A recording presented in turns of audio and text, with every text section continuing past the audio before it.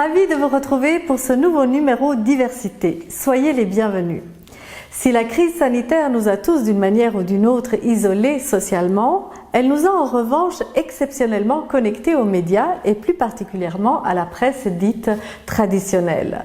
Jamais on n'a autant spéculé et disserté sur l'avenir du monde.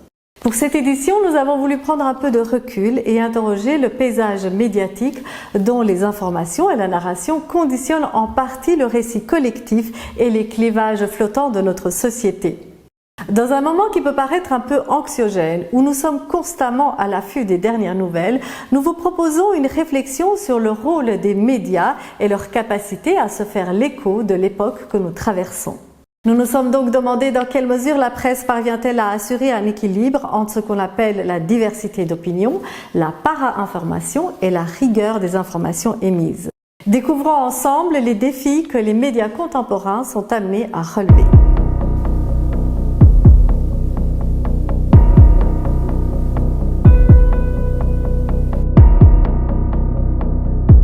Le rôle de la presse, il est complètement essentiel quand on parle par exemple d'une catastrophe, d'une guerre, quand les gens sont en panique et en demande véritablement d'informations qui les concernent très directement, très immédiatement. Le rôle de la presse, c'est-à-dire des médias d'information, ça consiste à ce moment-là, et dans le cas d'une pandémie bien entendu, c'est encore plus crucial, ça consiste à donner toutes les informations connues et les expliquer, les expliciter, c'est-à-dire encore aller au-delà, faire de la pédagogie en quelque sorte, pour expliquer quel est l'enjeu, quel est le danger, ou que sait-on d'une maladie par exemple. Dans le cas de la Covid-19, on a vu les médecins, les virologues, les spécialistes de la pandémie ont appris de ce virus.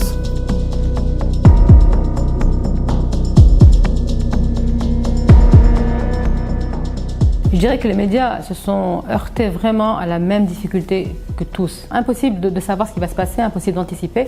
Donc ça a été du traitement de l'actualité à chaud, avec les conséquences que peut avoir le traitement d'une actualité à chaud. C'est-à-dire que l'information qui est très émotionnelle, qui est donnée le jour, deux jours après, c'est plus du tout la même. Et puis, on a un public qui se retrouve face à une masse d'informations qu'il peut traiter ou qu'il n'est pas en mesure de traiter. Et puis, tout ça donne une confusion à laquelle les médias, à mon avis, devraient quand même faire attention.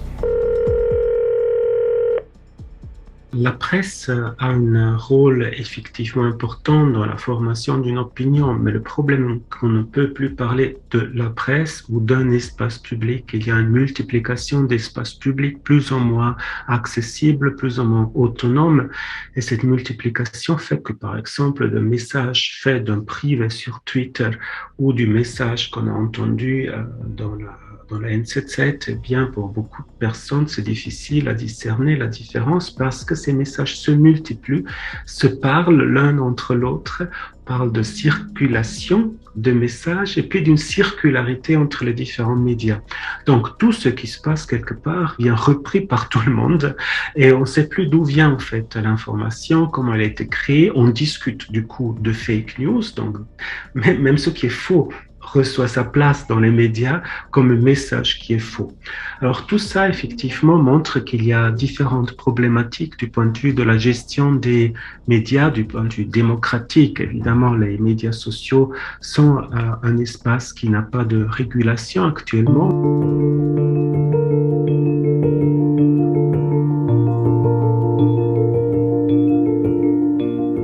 Effectivement, il y a des sources alternatives maintenant d'informations et il y a des gens qui font plus confiance du tout aux informations officielles et ça c'est quelque part un problème parce que des fois ces sources alternatives elles sont encore moins vérifiées finalement que les sources officielles parce que normalement le journalisme c'est aussi un métier et donc on doit croiser les informations, donc si c'est bien fait le journalisme devrait être plus vérifié. C'est vraiment pas évident actuellement l'information et beaucoup de gens se tournent vers Internet, mais en fait, l'information elle est encore moins vérifiée. C'est ce qu'oublient les gens.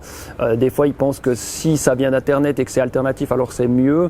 Mais en réalité, il y a encore plus de risques d'erreurs ou de désinformation.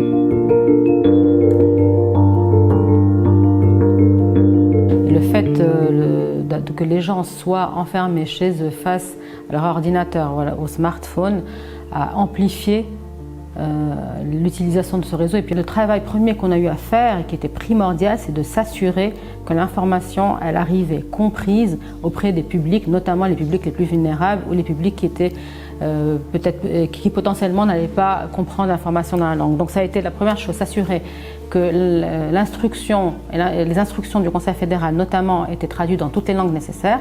Puis une fois qu'on avait ces instructions, les mâcher un peu et les simplifier, les donner à nos relais pour qu'eux les diffusent auprès du public cible. Et le rôle des médias est extrêmement important, et encore une fois dans ce contexte de pandémie où même si maintenant on est un peu moins pendu aux informations, le public est quand même très pendu aux informations et puis aux messages que véhiculent les médias. Dans une crise en général, la presse est vraiment le point de relevant d'information pour les citoyens, les habitants d'un lieu. Donc la presse informe, et on l'a vu aussi bien dans le cas du Covid-19. Au début, les taux d'écoute de la télévision, l'utilisation des sites internet, des journaux sont explosés. Alors cette multiplication des voix a créé une insécurité. Cette insécurité a commencé à avoir lieu surtout, je dirais, à partir de mai-juin, quand il y avait ceux qui disaient « Attention, elle n'est pas partie, ce truc, ça va revenir en automne, donc faisons attention à ouvrir », et ceux qui disaient « C'est fini toute l'affaire, on va faire la fête pendant les prochains mois », et c'était quand même une belle expérience de solidarité, etc. Donc ces deux discours, je fais un peu caricatural, ont eu comme conséquence effectivement une insécurité de tout le monde. Selon la psychologie, c'est vrai que ces conflits qui se passent entre groupes, entre individus, en fait, sont parfaitement explicables. Il y a une grande anxiété, certains pensent que c'est pas du tout dangereux, d'autres au contraire sont terrorisés, donc il y a énormément d'émotions, de passion autour de toutes sortes de sujets. Est-ce que c'est une maladie dangereuse ou pas? Est-ce qu'il faut se vacciner ou pas? Est-ce que le vaccin est dangereux? Donc il y a énormément de sujets de conflits et de divisions dans la société. Donc il semblerait que les gens font preuve de peu de prudence quand ils partagent leur avis. C'est peut-être ça que la crise montre et que les réseaux sociaux amplifient. C'est que tout le monde donne son avis sur tous les sujets comme si tous les avis se valaient.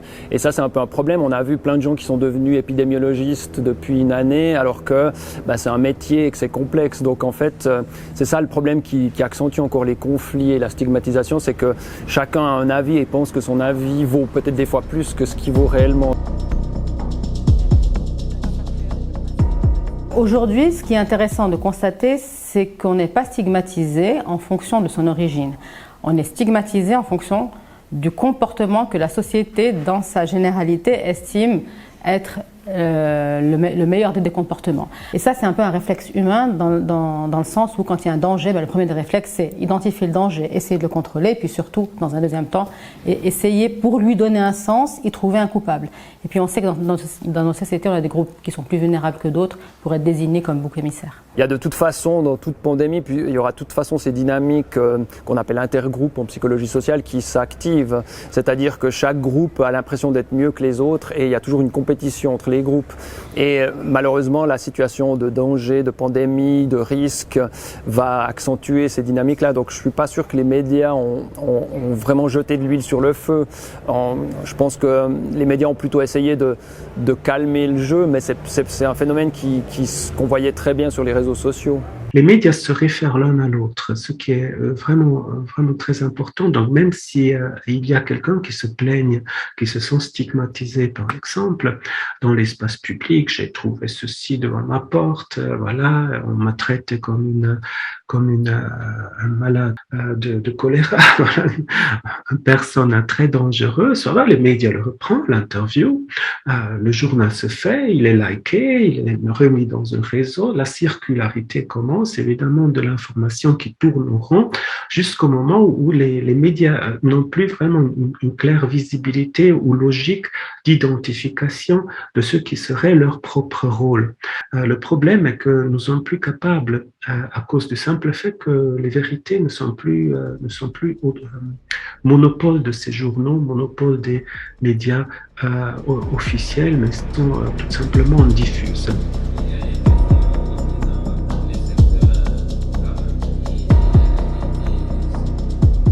le rôle de la presse est de rendre compte des fractures qui traversent une société. La presse, les médias en général d'information ont pour mission de tendre à la société un miroir dans lequel la société va se refléter. Il y a dans nos sociétés clivées, traversées de clivages, des populations qui ne lisent pas les médias, qui ne lisent pas la presse, ou qui n'y ont pas accès, ou qui ne veulent pas le faire, qui n'ont pas les moyens, qui n'ont pas le temps, qui n'ont pas l'argent, qui n'y accèdent pas. Cette population est croissante. Elle n'a pas la science infuse. Donc, son comportement va considérablement varier par rapport à d'autres qui se tiennent informés et qui, évidemment, jugent à travers différentes lectures, et non pas qu'une seule lecture, on n'est plus à l'époque de la Pravda, et aussi des discussions qu'ils ont sur le sujet.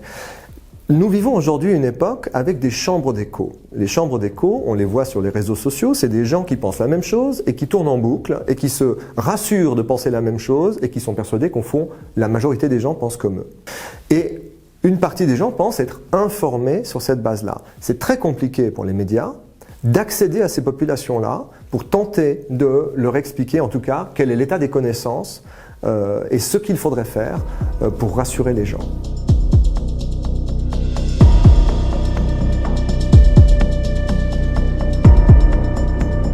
Vous l'aurez compris, la presse joue un rôle primordial dans notre manière d'appréhender cette crise dont le caractère est inédit. In fine, dans une période d'inquiétude croissante, tout l'enjeu pour la presse réside dans sa capacité à maintenir une culture de raison. Ainsi s'achève ce numéro Diversité. Merci d'avoir été des nôtres et à bientôt.